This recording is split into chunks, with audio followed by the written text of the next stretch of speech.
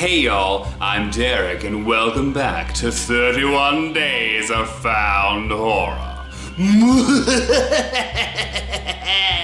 So today's film is about an hour long and it's called The Woods. But it's not the same movie that we just saw I don't even know when. Oh my god, we've been doing this for so long, y'all, it's all just blurring together. But it's not the same. That movie had a noose in the thumbnail. This one is just a still shot, it looks like, from the film.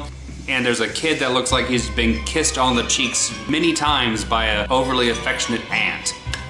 So, I don't know what's going on. Let's get started.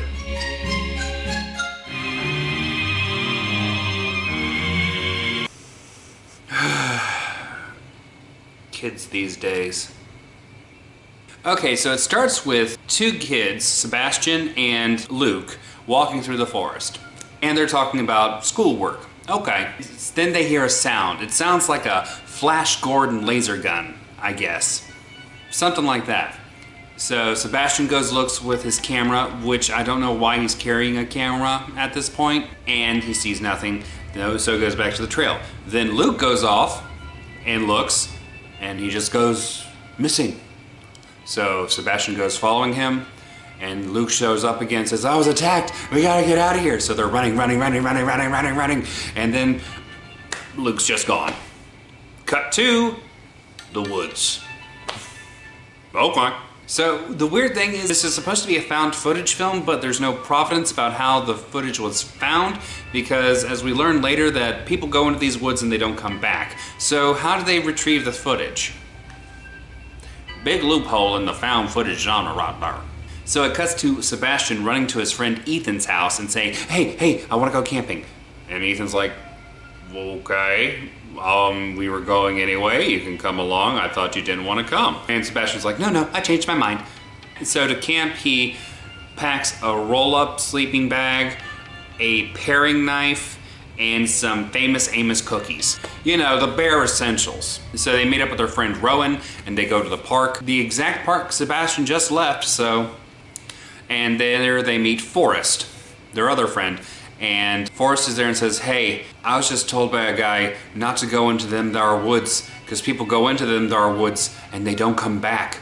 But they're like, let's just go. So they're walking through the woods. They're walking through the woods. Because that's what you do in a found footage movie, you walk through the woods. Help me, y'all. And they get lost.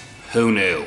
And so they just decide, you know what, this map is bonkers, we're just gonna throw away the map. And Ethan's like, let's just go off trail, we can get back to the trail if we head north, this is north, so they go that way.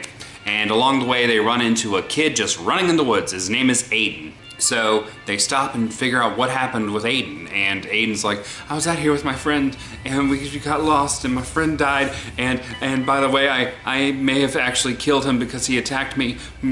The kids have a powwow, and Forrest just immediately goes to, we need to kill him. That's a hasty leap in logic right there. He just admitted to murder, we need to kill him. Why don't you just leave him? Don't need to worry about that, because they left Rowan to watch over him, and Aiden basically attacks Rowan and takes all their camping gear. They ain't got no food, they ain't got no roll-ups, they ain't got no water. Freaky deaky. Then they go wandering through the woods, and then they stop for a second and their friend Forrest is gone. So they all go looking for Forrest in separate directions. I couldn't help but laugh at myself. Oh, they're looking for Forrest in a forest. I'm so funny. But then Rowan goes missing, and so they have to go looking for Rowan too. So they're looking for a specific tree in a forest. They're looking for a tree and a forest in a forest. That's so funny. I'm so funny. Ethan's starting to act kind of weird, and Sebastian is being very picky. He's like, what's wrong, Ethan? What's wrong? So Sebastian's acting really clingy, and Ethan's acting very angry and distant. Kind of reminds me of a few relationships I've had in the past. And then they argue. Sebastian's like, we need to rest. Ethan's like, no, we need to keep going. They banter back and forth, and then they start making a fire because Ethan said he knew how to make a fire because he was a Boy Scout. Turns out he doesn't really. And well, I knew that as soon as you pointed to the wood you were going to use. It's wet wood, people. Everyone knows wet wood don't catch. So after the whole trying to make fire with wet wood debacle, Ethan just storms off and tries to collect his thoughts, and he comes back and says, I found Aiden, and he's dead. Well, of course they go look, and Aiden wasn't there. Could it be he was never there all along? Dun dun dun! And then Sebastian gets really smarmy. He's like, why are we even here? You shouldn't have invited us to come. This is all your fault. I shouldn't have come. I'm really regretting it.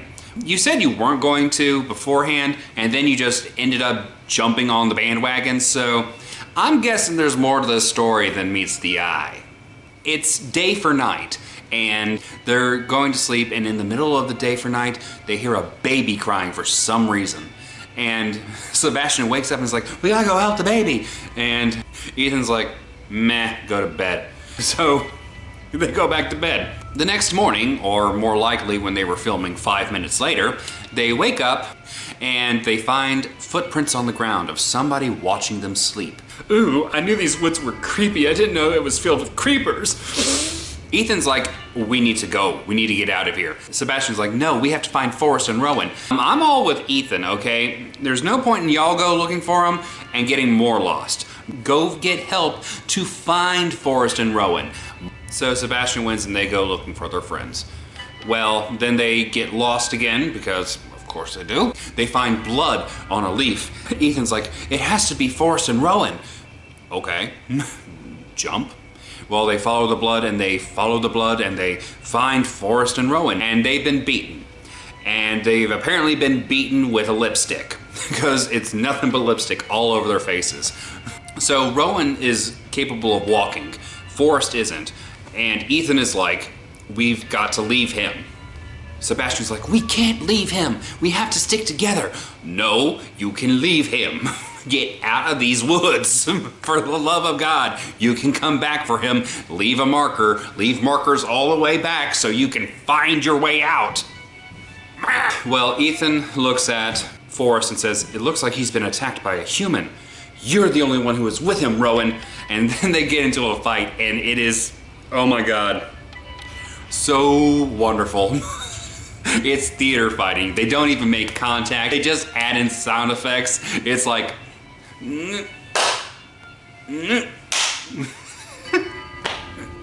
it's so bad, it's great. But it took so long that it's day for night again, and they're still in the woods. And in the middle of the day for night, Ethan just gets up in a trance and starts walking. And Sebastian follows him and wakes him up, and he's like, what happened? And they get back to the camp where Forrest is, but Rowan's gone now. What? So Sebastian goes looking for Rowan, and he doesn't find Rowan, but guess who he finds? Luke! Who basically just does a rah and leaves. That's it. Next morning, it's like they've switched places, because Sebastian's all, we need to get out of here. Even though Ethan was saying that all day yesterday, Ethan is saying, no, we have to find Rowan. And then they have this whole metaphysical debate about how it's pointless trying to leave, so we should just enjoy the time we have together because we gon' die. And that's why they walk around the forest aimlessly trying to find Rowan. And Forrest immediately confronts Sebastian. He's like, why did you come here? You didn't want to come, and then at the last minute you decide to come. Why did you come? And so Sebastian comes clean and says, basically what happened was, I was walking through these woods with my friend Luke yesterday, and Luke disappeared, and I wanted y'all to come with me to go find him because I was too afraid to go alone. So yeah, my bad, it is my fault. Yeah, it's Sebastian's fault. Although, why are you still filming all this? And how is your camera still working? It has been 2.5 days since you got into this position. Y'all probably should already be dead because you haven't eaten or had any water in the last 72 hours.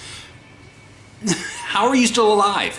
So after that little fiasco, they're walking, and all of a sudden Ethan is just walking in a trance again. Forrest is like, something's wrong. So Sebastian goes to grab Ethan and wake him up, and then they look back and Forrest is gone. So they go looking for Forrest again, and Forrest is dead. We actually see his dead body. Ethan's like, we gotta go now. Sebastian's like, please, let me just have an hour of your time so I can pay my respects. Really? You need an hour to pay respects? Dude, look at him. Say, I'm so sorry, I love you, goodbye, and bolt. But do they do that? No! They spend the entire hour there, and when Sebastian goes back to see Ethan, Ethan is just sitting on a log, like,